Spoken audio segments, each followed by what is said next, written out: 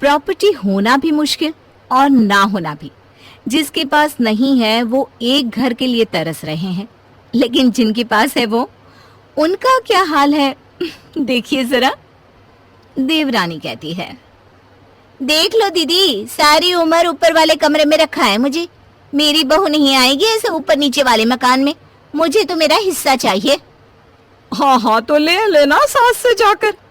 वैसे भी जो बड़ी होती है ना, वो पहले आती है, तो घर के सबसे अच्छे कमरे में वही रहती है, ये सब जानते हैं। हाँ, तो सारी जिंदगी तो रह ली, अब क्या? अब मुझे रहना, अब आप ऊपर जाइए। तभी सास आ जाती है। हाय रे, किसे ऊपर भेजने की बात कर रही है छोटी? ऊपर जाना हम लोगों के हाथ में नहीं, बल्कि ऊपर वाले के हाथ में होता है। अरे अम्मा, कुछ पता तो है नहीं, आ जाती हो बीच में चक्कर चक्कर करने। वो मुझे ऊपर के कमरे में शिफ्ट होने को बोल रही है, कह रही है बहू को ऊपर नहीं जाने देगी। हाय रे, ये वाली बात। क्यों भाई, 25 साल तो तूने ऊपर के कमरे में लगा दिए, अब क्या नीचे के कमरे में बगिया लगानी है? और हाँ, बहुएं जितनी आएंगी उन लोगों के लिए तीसरा माला तैयार करवा दो। देवरानी, जिसे सास से बहुत डर लगता था, वो अम्मा जी, कल को बहुओं को बच्चा होगा तो कैसे तीसरे माले से नीचे काम करने आएंगी? नहीं नहीं माँ जी, ऐसा ना करें।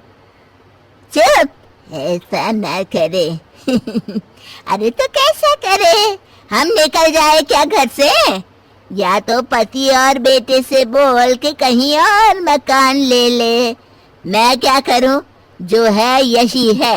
रहना है तो ऐसे ही रहो जैसे मैं कह रही हूँ, नहीं तो नहीं तो माँ जी?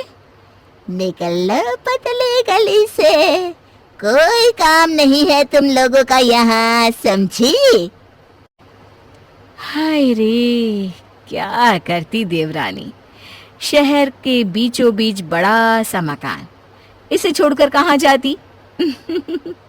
तो क्या देवरानी भी विद्रोह का बिगुल बजा देती है, सास के खिलाफ जंग लेकर तैयार हो जाती है। और फिर, सासू माँ, मुझे ना मेरा हिस्सा दे दीजिए, मैं अब इस घर में नहीं रह सकती हूँ।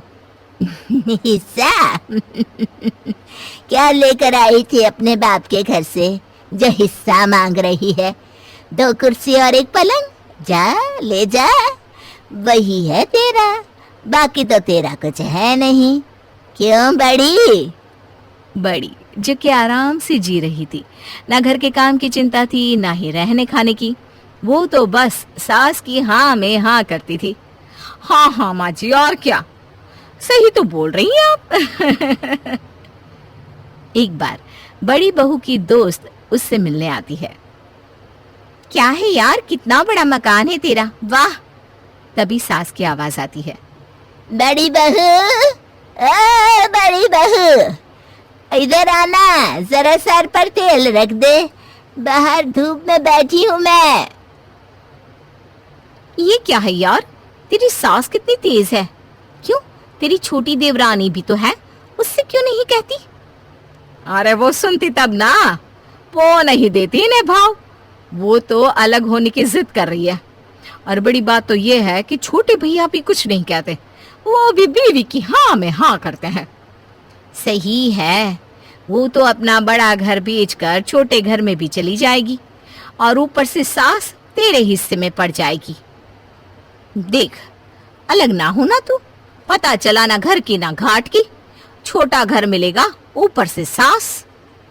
अरे चल ना, कोई बात नहीं, आजा बाहर धूप में बैठते हैं, वहीं छोटी चाय ले आएगी, मैं माँ के सर पर तेल लगा दूंगी और बात भी हो जाएगी। बड़ी और उसकी सहेली सास के पास बैठ जाते हैं। अच्छा किया तू आ गई सरला, ये बड़ी तो सारा दिन घर पर ही घुसी रहती है, ना कहीं आती है ना कहीं जाती है। ये बचपन से ही ऐसी है आंटी जी, मैं ही इसके पास आती थी, ये तो कहीं नहीं जाती। खैर, दिन बीतते हैं और छोटी बहू का प्रकोप घर पर बढ़ता ही जाता है। एक रोज छोटी बहू की माँ, प्रधान जी, क्या है समधन जी आपका? जीते जी बच्चों को अलग कर दीजिए ना बंटवारा करके। क्यों पूरा मकान लेकर बैठी हैं? अरे आप कौन होती है हम लोगों के घर की बात पर बोलने वाली हैं?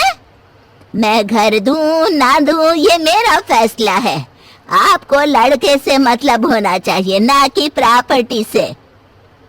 अच्छा घर देखकर शादी की थी, ना ही लड़का देखकर, वरना था क्या आपके लड़के में जो हमारी पढ़ी लिखी समझदार बेटी के सामने खड़ा भी हो सकता था? तभी वहाँ छोटा बेटा आ जाता है। देख ले, तेरी सास तेरे गुणों की तारीफ कर रही है। बोल, क्या बोलना है? अरे माँ छोड़ो ना, जो बोल रही है मान लो। वैसे भी मैं तो तंगी आ गया हूँ रोज रोज के क्लेश से। तो तू जा ना, जा, लेकर जा अपनी बीवी को घर से बाहर। मैं घर बेच दूंगी तो किसके पास रहूंगी? अरे कैसी बात कर रही है माँ जी, हम लोग तो हैं। वैसे भी शांति से रहना जरूरी है, ना कि बड़ा छोटा घर। क्यों? सास को बड़ी की बात ठीक लगती है, लेकिन वो भी जिद कर लेती है कि वो अपना घर नहीं बेचेगी। देख ले छोटे, तुझे जो भी घर लेना है मैं लेकर दूंगी। ये हुई ना बात। देखिए माँ जी, साफ साफ बोल रही हूँ, 50 लाख की पूरी हकदार हूँ मैं इस 1 करोड़ के मकान के लिए। ठीक है ना? हाँ हाँ, इतना तो कर ही देगी ना ये बुढ़िया। क्यों दोगे ना मेरी बेटी को 50 लाख? सास छोटे बेटी की ओर देखती है। हाँ हाँ, क्यों नहीं। वैसे ये छोटा बेटा मेरा जानता है कि ये घर मेरे लिए क्या मायने रखता है। फिर भी शांति से जीना ज्यादा जरूरी है। बहू सास की बात समझ जाती है। वो भी परेशान हो जाती है कि वो क्या कर सकती है कि वो ना सास की कोठी बिकने दे और ना ही घर की शांति भंग होने दे। सभी वहां से चले जाते हैं, लेकिन बड़ी बहू सास के साथ बैठी होती है। वो सास की खामोशी समझ रही होती है। क्या करूं बहू, अब तो कोई चारा नहीं रह गया। देख ले, घर को बेचने के लिए रख दे। कैसी बात कर रही है माँ जी, ये तो ठीक नहीं है। तो क्या किया जा सकता है? ये तो मैं नहीं जानती माँ जी, लेकिन आपको यूं दुखी देखकर भी अच्छा नहीं लग रहा। कुछ ही दिनों में घर खरीदने वाले आने लगते हैं। जैसे जैसे लोग घर देखने आते हैं, सास बीमार होती जाती है। मुझे नहीं लग रहा कि इस कोठी को बिकता मैं देख पाऊंगी। फिर एक रोज जैसे ही घर की बोली लगती है बड़ी बहू, मैं पैसे देने को तैयार हूँ। छोटी, मैं तुम्हारे पैसे देकर ये आधा घर खुद खरीदती हूँ। सास हैरान हो जाती है। तुम्हारे पास पैसे कहाँ से आ गए? तो ले लीजिए ना, मुझे क्या है, पैसे दे दीजिए, मैं तो चली। बड़ी बहू छोटी बहू और उसके पति को पैसे दे देती है। बेटा, तूने तो मुझे मेरी कोठी बचाकर नया जीवन दान दे दिया। लेकिन ये पैसे ये कहाँ से आए तुम्हारे पास? मैंने अपने सारे गहने बेच दिए हैं। कुछ पैसे भाई से उधार लेकर आई हूँ। छोटी के हिस्से में किराएदार रखकर वो पैसे चुका दूंगी तो। जीती रहे बहू, तूने अपनी सास की कोठी ही नहीं, जिंदगी भी बचा ली। हमेशा खुश रहना। सिया और राघव की शादी को कई साल हो गए हैं। शुरू शुरू में तो दोनों में बहुत प्यार था, लेकिन वक्त के साथ साथ राघव के दिल से सिया के लिए प्यार निकल गया। सिया, सिया! अरे क्यों चिल्ला रहे हो राघव? तुमसे कितनी बार कहा है कि मेरी चीजों को हाथ मत लगाया करो। मेरी फाइल कहाँ है? कब से ढूंढ रहा हूँ। आंखें ही या बटन वहीं रखी है टेबल पर। सिया की बात सुनकर उसकी सास लाजवंती वहां आ जाती है और कहती है, अरे बहू, ऐसे बात करते हैं क्या अपने पति से? शर्म कर ले बहू, शर्म कर ले। माँ जी, आप अपने बेटे को भी तो देखिए ना, वो किस तरह से बात करते हैं मुझसे। मैं तो तुमसे बात भी नहीं करना चाहता, मजबूरी में बात करता हूँ तुमसे। राघव ये बोलकर अपने ऑफिस के लिए निकल जाता है। तभी वहां लाजवंती अपनी बहू से कहती है, तू राघव से ढंग से बात किया कर, आखिर तेरा पति है वो। माँ जी, आपको पता है ना, वो बात करने के लायक नहीं है। मुझे ही पता है कि कैसे झेल रही हूं उन्हें। आपको पता है माँ जी, हर समय किसी ना किसी लड़की से बात करते रहते हैं। अगर ऐसे मैं फोन करूंगी तो आपकी बेटी को चलेगा? अरे उसका किसी से चक्कर है भी तो क्या हो गया? पत्नी तो तू ही है ना, कहीं भी चला जाएगा आएगा तो तेरे पास ही ना। बस माँ जी, आप तो रहने ही दो। आप तो अपने बेटे की ही साइड लोगी ना। आपके बेटे के सारे काम करती हूँ, कई बार अपने मायके से पैसे लाकर उनकी मदद भी की है, लेकिन आपके बेटे को कोई शर्म नहीं है। देख बहू, मैं तो तुम दोनों को ही समझाती हूँ, लेकिन मेरी बात तुम दोनों ही नहीं सुनते। जो तुम्हारे मन में आए तुम दोनों वही करो। उधर राघव अपने ऑफिस में काम कर रहा था, तभी उसके पास उसके साथ काम करने वाली लड़की शालिनी आकर कहती है, हाय राघव, बहुत बिजी लग रहे हो। हाय शालिनी, कैसी हो? काफी दिनों बाद ऑफिस आई हो तुम। हाँ, मैं ऑफिस नहीं आती तो तुम मुझे नोटिस करते हो। वैसे तो तुम बात नहीं करते। मैं तुमसे बात नहीं करता? मैं तो तुमसे बात करना चाहता हूँ, लेकिन तुम ही बहुत बिजी रहती हो। शालिनी बहुत सुंदर थी, इसलिए राघव उसे पसंद करने लगा था। राघव कई दिनों से सोच रहा था कि वो शालिनी से शादी के बारे में बात करे। एक दिन राघव ने हिम्मत जुटाकर शालिनी से शादी की बात कर ही ली। शालिनी, अगर तुम बुरा ना मानो तो मैं तुमसे एक बात कहना चाहता हूँ। राघव, मुझे तुम्हारी किसी बात का बुरा नहीं लगता, बोलो ना। शालिनी, मैं तुमसे शादी करना चाहता हूँ। शादी? मुझसे? लेकिन तुम तो पहले से ही शादीशुदा हो ना। मैं अपनी पत्नी को पसंद नहीं करता। मेरी शादी तो मेरी माँ ने ज़बरदस्ती उस घमंडी सिया से करवा दी। लेकिन राघव, मान लो हमने शादी कर भी ली तो तुम्हारी पहली बीवी का क्या होगा? और तुम्हारी माँ, वो इस बात को स्वीकार कर पाएंगी? अरे छोड़ो उसे, रहेगी नौकरानी बनकर इस घर में। और माँ की तुम चिंता मत करो, मेरी खुशी में ही माँ की खुशी है। कुछ ही दिनों में राघव ने शालिनी से शादी कर ली और उसे घर ले आया। उन दोनों को देखकर सिया बहुत हैरान हो गई और गुस्से से कहने लगी, राघव, ये क्या किया तुमने? दूसरी शादी कर ली? मैंने क्या नहीं किया तुम्हारे लिए, और तुमने शादी करने से पहले मेरे बारे में एक बार भी नहीं सोचा। तुमने कभी सोचा है मेरे बारे में? और ये बेचारी पत्नी होने का नाटक बंद करो। मैं तुम्हें शुरू से पसंद नहीं करता था, वो तो माँ के कहने पर मुझे मजबूरी में तुमसे शादी करनी पड़ी। अरे लेकिन बेटा, शादी ब्याह गुड्डे गुड्डियों का खेल नहीं है कि एक पसंद नहीं तो दूसरी कर लो और दूसरी पसंद नहीं आई तो तीसरी कर लो। माँ, मैं भी तो आपसे यही बोल रहा हूँ कि शादी जिंदगी भर का रिश्ता होता है। जिससे हम प्यार नहीं करते उसके साथ सारी जिंदगी बिता कैसे सकते हैं? आपको इतनी सी बात समझ में नहीं आई और आपने हमारी सारी जिंदगी बर्बाद करने की ठान ली। राघव ने अपनी पत्नी और माँ की एक बात नहीं सुनी और शालिनी को लेकर अपने कमरे में चला गया। अगली सुबह सिया अपने कमरे में ही सोती रही। उसने ना तो किसी के लिए नाश्ता बनाया और ना ही कुछ काम किया। शालिनी को ये सब देखकर बहुत गुस्सा आया और वो अपने पति के पास जाकर कहने लगी, राघव, तुम मुझे इस घर की नौकरानी बनाकर लाए हो क्या? मेरा आते ही तुम्हारी पहली पत्नी ने घर का सारा काम त्याग दिया। सुबह से ना तो चूल्हा जला है और ना ही घर में झाड़ू लगी है। अरे तुम्हें घर का कोई भी काम करने की जरूरत नहीं है, मैं अभी माँ से बात करता हूँ। राघव अपनी माँ को साफ साफ बोल देता है कि उसकी पत्नी शालिनी घर का कोई काम नहीं करेगी। अब लाजवंती सिया के पास जाती है और कहती है, देख सिया बेटी, ऐसे चुपचाप घर में पड़े रहने से कोई फायदा नहीं है और तेरे मातम करने से तेरा पति तेरे पास लौट कर नहीं आने वाला। इसलिए अपना जी मत जला और घर का काम कर। माँ जी, आप घर के काम के चक्कर में मेरे पास आई हो। आपके बेटे ने जो किया वो गलत नहीं लगा आपको? मेरे साथ धोखा किया है उसने। अरे देख बहू, उसने जो किया सो किया, लेकिन अगर तुझे इस घर में रहना है तो घर का काम तो तुझे ही करना पड़ेगा। इस उम्र में मुझसे काम होगा नहीं और राघव शालिनी को काम करने देगा नहीं। इसलिए तू रोना धोना बंद कर और सबके लिए नाश्ता बना। बेचारी सिया के पास और कोई ठिकाना भी नहीं था, इसलिए ना चाहते हुए भी उसे उस घर में रहना पड़ा। अब वो चुपचाप सारे घर का काम करने लगी। लाजवंती अपनी दूसरी बहू शालिनी के काफी नजदीक आ गई। वो सारा दिन उसी के पास रहती।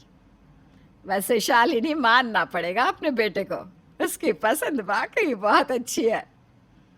क्यों माँ, क्या पसंद कर लिया उन्होंने जो आप उसकी इतनी तारीफ कर रही हो?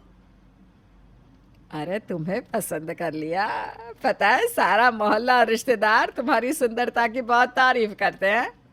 ओह माँ, पीना, खैर मैं तो हूँ ही तारीफ के काबिल। माँ आप एक काम करोगी क्या? मेरे सर में ना बहुत तेज दर्द हो रहा है, एक कप चाय मिल जाती तो मज़ा आ जाता। अरे तो इसमें कौन सी बड़ी बात है, अभी मंगवा देती हूँ तेरे लिए चाय। सिया, सिया जल्दी यहाँ आओ। जी माँ जी, बुलाया आपने? अच्छी सी कड़क चाय बना कर ले आओ, शालिनी के सर में बहुत दर्द हो रहा है। और हाँ, किचन में जाकर सो मत जाना, जल्दी लेकर आना। सिया जाने लगती है, वैसे ही शालिनी उसे रोकते हुए कहती है, सिया चाय बनाने के बाद मेरे कपड़े भी धो देना, बहुत सारे कपड़े इकट्ठे हो गए हैं। तुम्हारे कपड़े? मैं क्यों? अरे हाँ हाँ, बस ज़्यादा मत बोलो, 2-4 कपड़े धो लोगी तो तुम्हारा कुछ बिगड़ नहीं जाएगा।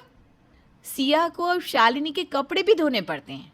एक दिन शालिनी सिया से कहती है, सिया आज राघव और मेरे ऑफिस के दोस्त खाने पर आ रहे हैं, तो तुम कुछ अच्छा खाना बनाना, और हाँ इस बात का ध्यान रखना कि खाना कम नहीं पड़ना चाहिए। सिया कुछ मीठा भी बना लेना, हलवा या खीर। माँ जी मैं इतना सारा खाना अकेले नहीं बना सकती। तो तू खा सकती है खाना, लेकिन बना नहीं सकती है। चुपचाप किचन में चली जा। माँ अपनी इसे घर में रखा क्यों हुआ है? इसे धक्के मार मार कर घर से निकाल क्यों नहीं देती? अरे बहू, इसे घर से निकाल दिया तो घर का काम कौन करेगा, इसलिए इसे तो घर में रखना ही पड़ेगा। ठीक है माँ जी, जैसा आपको ठीक लगे। चलो मैं तैयार हो जाती हूँ और राघव को भी बोल देती हूँ तैयार होने के लिए। शालिनी तैयार होकर घर देखती है तो गुस्से से सिया को आवाजें लगाना शुरू कर देती है। सिया, सिया! अरे क्यों चिल्ला रही हो? चिल्ला इसलिए रही हूँ कि किचन के अलावा भी बहुत सारे काम होते हैं। ये घर की हालत देखो कितनी बुरी हो रही है। तो मेरे 2 ही हाथ हैं और तुम्हें इतना बुरा लग रहा है तो तुम सफाई कर दो। शालिनी सिया को थप्पड़ मारते हुए कहती है, अपनी औकात में रहकर मुझसे बात किया कर, तुम इस घर में केवल एक नौकरानी हो। तभी लाजवंती भी वहां आ जाती है। सिया, तुझसे कितनी बार कहा है कि तू अपने काम से काम रखा कर। चल अब साफ सफाई कर दे, इनके दोस्त आते ही होंगे। लाजवंती की बात सुनकर सिया दोबारा घर के कामों में लग जाती है। सभी दोस्त घर पर आते हैं तो वो सिया के बनाए खाने की बहुत तारीफ करते हैं। खाना तो बहुत अच्छा बनाया है, किसने बनाया है? हाँ यार, किसने बनाया है? ये खाना सिया ने बनाया है। हाँ, सिया भाभी ने ही बनाया होगा, क्योंकि जहाँ तक हम शालिनी को जानते हैं उसे तो चाय भी बनानी नहीं आती होगी। शालिनी को ये बात बहुत बुरी लगी और सबके जाने के बाद शालिनी ने कहा, राघव मैं तुम्हारी बीवी को इस घर में और बर्दाश्त नहीं कर सकती, समझे? तो ठीक है ना, तुम अभी इस घर से निकल जाओ। सिया तुम तो चुप ही रहो और जाओ यहाँ से। क्यों चुप रहूं? मैं यहाँ से कहीं नहीं जाऊंगी। अगर कोई इस घर से जाएगा तो शालिनी जाएगी। राघव को सिया की बात से बहुत गुस्सा आया। उसने सिया को बहुत मारा। आज के बाद इस घर में रहना है तो मुंह बंद करके रहना होगा, नहीं तो तुम जा सकती हो इस घर से। अगले दिन सिया अपना सामान लेकर घर से निकल जाती है। वहीं दूसरी ओर शालिनी सारे घर का काम अपनी सास से करवाती है। अब देखना यह है कि क्या राघव को अपनी गलती का एहसास कभी हो पाएगा। सिया अपने लिए क्या रास्ता चुनेगी और लाजवंती अपनी ही बहू के अत्याचारों का शिकार यूं ही होती रहेगी या वो भी कोई कदम उठाएगी। दीपक एक बहुत ही साधारण सा लड़का है। उसकी शादी एक बहुत अमीर घर की लड़की टीना से हुई है। लड़के की माँ रमा ने बहुत प्यार से दोनों की शादी करवाई, लेकिन टीना ने उसने तो घर में आते ही अपना रंग दिखाना शुरू कर दिया। अरे बहू, इतनी सुबह सुबह तैयार होकर कहाँ जा रही हो? मम्मी आपने सुबह सुबह कर दिया ना दिमाग खराब। जब आप देख रही हो कि मैं तैयार होकर घर से बाहर निकल रही हूँ तो पीछे से टोकना जरूरी है क्या? अरे बहू, तुम इतनी लाल पीली क्यों हो रही हो? मैंने तो बस ऐसे ही पूछ लिया। देखिए माँ जी, मेरे माता पिता ने मुझ पर कभी कोई पाबंदी नहीं लगाई, इसलिए मैं चाहती हूँ कि आप लोग भी मुझे रोक टोक ना करें और मुझे मेरी लाइफ मेरी मर्जी से जीने दे। टीना सुबह सुबह अपनी सास को 4 बातें सुनाकर चली गई। इतने में दीपक आया और वो अपनी माँ से पूछने लगा, क्या हुआ माँ? ये टीना इतना क्यों बोल रही थी और कहाँ गई है वो? अच्छा बेटा, वो तुझे भी पता कर नहीं गई क्या? सोचा था तुम्हारी शादी करूंगी, बहू आकर घर संभालेगी, मेरी सेवा करेगी, लेकिन उल्टा बहू की सेवा मुझे करनी पड़ रही है। चलो तुम ऑफिस के लिए तैयार हो जाओ, मैं तुम्हारे लिए नाश्ता बनाती हूँ। रमा दीपक के लिए नाश्ता बनाती है और वो ऑफिस के लिए निकल जाता है। शाम को जब वापस वो घर आता है तो अपनी पत्नी को आवाज देता है, टीना, टीना। बेटा, वो तो सुबह तुम्हारे ऑफिस जाने से पहले निकली थी तो अभी तक घर नहीं आई। तुम हाथ मुंह धो लो, मैं तुम्हारे लिए चाय बना देती हूँ। लेकिन माँ, वो गई कहाँ? अभी तक तो उसे घर आ जाना चाहिए था। दीपक और रमा देर रात तक उसका इंतजार करते हैं। जब उसका कोई पता नहीं चलता तो वो टीना के माता पिता को फोन लगाते हैं, लेकिन उन्हें भी कुछ नहीं पता था कि वो कहाँ है। तभी रात के 2 बजे उनके दरवाजे की बेल बजी। दीपक जाकर दरवाजा खोलता है तो सामने टीना खड़ी होती है। वो घर के अंदर आती है। टीना, तुम इतनी जल्दी क्यों आ गई? अभी तो सिर्फ रात के 2 बजे हैं। सुबह तक आ जाती तो भी हमें कोई दिक्कत नहीं थी। प्लीज दीपक, मुझे फालतू की बातें मत सुनाओ, साफ साफ बोलो प्रॉब्लम क्या है? बहू, हमें यह परेशानी है कि अच्छे घरों की लड़कियां और बहुएं इतनी रात तक घर से बाहर नहीं रहती। मम्मी प्लीज, ये नॉनसेंस वाली बातें मेरे सामने मत करना। अच्छे घरों की लड़की कैसी होती है मुझे पता है। अब आप दोनों इसी तरह से मेरे सामने सवाल जवाब करते रहोगे या मुझे सोने भी दोगे? थक गई हूं मैं, नींद आ रही है मुझे। टीना सोने चली जाती है। अगली सुबह रमा घर का काम करती है तो दीपक टीना से कहता है, टीना, माँ सुबह से उठकर घर का काम कर रही है तो माँ की थोड़ी मदद करो। देखो दीपक, मुझसे ना ये घर का काम वाम नहीं होता, कोई और काम है तो बताओ। अच्छा दीपक प्लीज, तुम ना जल्दी से अपने ऑफिस के कपड़ों पर प्रेस करो तो मेरे भी कपड़ों पर कर देना। आज घर पर मेरी कुछ सहेलियां आ रही हैं। टीना, तुम मेरा काम तो करने से रही, अपना काम भी मुझसे करवा रही हो। ज्यादा नखरे मत दिखाओ। एक तो तुम्हारे घर में कोई नौकर नहीं है, सारा काम मुझे करना पड़ता है। प्रेस कर दो या फिर मेरे लिए कोई नौकर रख दो। टीना अपने पति को बातें सुनाकर सीधा रमा के पास पहुंची, जो रसोई में काम कर रही थी। वो टीना को देखते ही बोलती है, अरे बहू, ये क्या? तुम सुबह सुबह किचन में क्या कर रही हो? आज सूरज किस दिशा से निकला है? मम्मी, आप मुझसे ऐसी बातें करते हो ना, इसीलिए मैं किचन में नहीं आती। वैसे मैं आपसे ये कहने आई थी कि आज मेरी कुछ सहेलियां आ रही है तो आप उनके लिए अच्छा सा खाना बना देना, और वो अब हर हफ्ते आया करेंगी। हर हफ्ते क्यों? तुम लोग कोई काम शुरू कर रही हो क्या? नहीं मम्मी, हम किटी पार्टी करते हैं तो हर दिन किसी न किसी के घर पर जाते हैं, तो एक दिन वैसे ही सारी सहेलियां मेरे घर भी आएंगी। चलो, दिन में तो तुम किटी पार्टी करती हो, रात में क्या करती हो जो इतना लेट घर आती हो? मम्मी, रात हम फिर से पार्टी करते हैं, लेकिन किसी के घर पर नहीं, क्लब वगैरह में एंजॉय करते हैं। चलिए आप कुछ अच्छा सा खाना बना लीजिए, टेस्टी होना चाहिए, वो पहली बार मेरे ससुराल आ रही हैं। टीना अपनी सास को हुक्म देकर चली जाती है। अब रमा टीना की सहेलियों के लिए खाने का इंतजाम करती है। जब सहेलियां खाना खाती है, अरे टीना, ये खाना किसने बनाया है?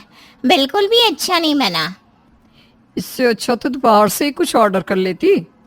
टीना को ये सुनकर बहुत गुस्सा आता है। वो सास से कहती है, मम्मी, वैसे तो आप अच्छा खाना बना लेती हो, आज मैंने अपनी सहेलियों को बुलाया तो आपने जानबूझकर ऐसा खाना बनाया ना?